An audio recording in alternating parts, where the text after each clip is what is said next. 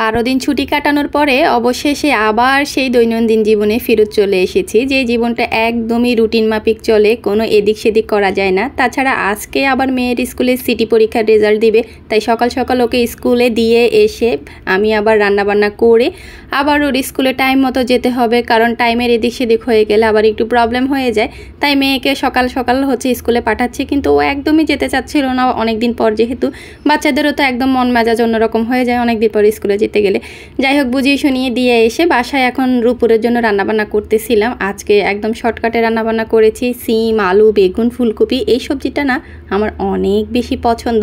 শীতকাল আসলে যে কতবার খাই তার তো কোনো হিসেবই নেই। যদিও এখন একটু সিমের দাম বেশি, তারপরেও খাওয়া অলরেডি শুরু করে দিয়েছে আরও বেশ কয়েকদিন আগে। তারপরে আবার রান্না করতেছিলাম ঢেঁড়স ভাজি। নাস্তাও কিন্তু বানিয়েছি। নাস্তা বানিয়ে তাদের বাবা ছেলের জন্য বক্সে করে রেখে দিয়েছিলাম।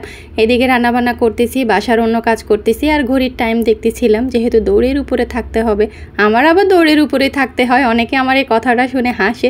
ভাই, কিছু করার নাই, কারণ রান্নাবান্নাটা আমাকে সবার আগে করতে হয়। যাদের 8টা 5টা অফিস, তারা তো অফিস টাইম হিসেব করে রান্না করে, কিন্তু আমার হাজব্যান্ডের তো আর ওই টাইম ফিক্সড করা কোনো অফিস না। সেজন্য আমাকে রান্নাটা সবার আগে করে রাখতে হয়।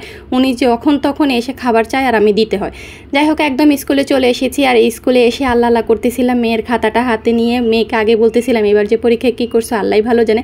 আলহামদুলিল্লাহ, ওর রেজাল্ট দেখে আমি ভীষণ ভীষণ স্যাটিসফাইড। আমি অনেক বেশি শুকরিয়া করি আল্লাহর কাছে।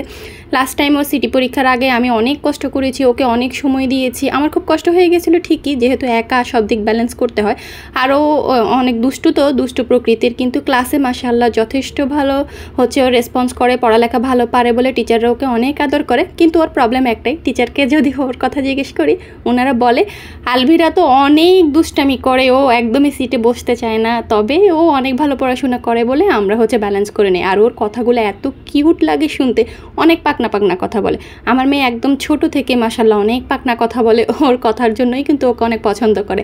আর ওকে যদি বলি যে আম্মু তুমি একটু চুপ করে থাকো, ও উত্তর দেবে কি, আম্মু আমি না চুপ করে থাকতে পারি না। চুপ করে থাকলে আমার ভিতরে কষ্ট হয়, মনে হয় যেন আমার ভিতরে কিছু একটা হয়ে যাচ্ছে। ওকে কথা বলতেই হবে। প্রচণ্ড পরিমাণে আমার মেয়েটা কথা বলে। যাই হোক, এখন স্কুল থেকে বের হয়েছি। ওর রেজাল্ট দেখে ও নিজেও খুশি, আর আমারও তো খুশি লাগতেছিল। এখন বললাম যে কি চাই তোমার, বলতেছে যে না আমার কিছু চাই না, সামনে তো ফাইনাল পরীক্ষা আছে।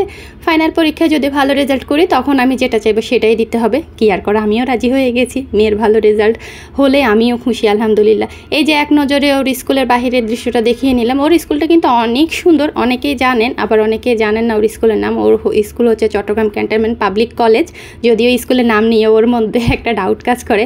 এখন একদমই ক্লাস শেষ। আজকে আর তেমন একটা ক্লাস হয়নি, যতটুকু পড়িয়েছে আগে এখন বাচ্চাদেরকে আমাদের সাথে দিয়ে দিয়েছে। আমিও ওকে নিয়ে বাসায় চলে এসেছি। আর বিকালবেলা ওদেরকে নিয়ে একটু পার্কে চলে এসেছি। আসলে বাচ্চারা যদি একটু ভালো করে না, আমাদের বাবা মায়ের কাছে অনেক বেশি খুশি লাগে, তাই না? আমার তো অনেক আনন্দ লাগে আমার সন্তানদের যদি একটু ভালো হয়। সবাই কিন্তু অবশ্যই আমাদের জন্য দোয়া করবে।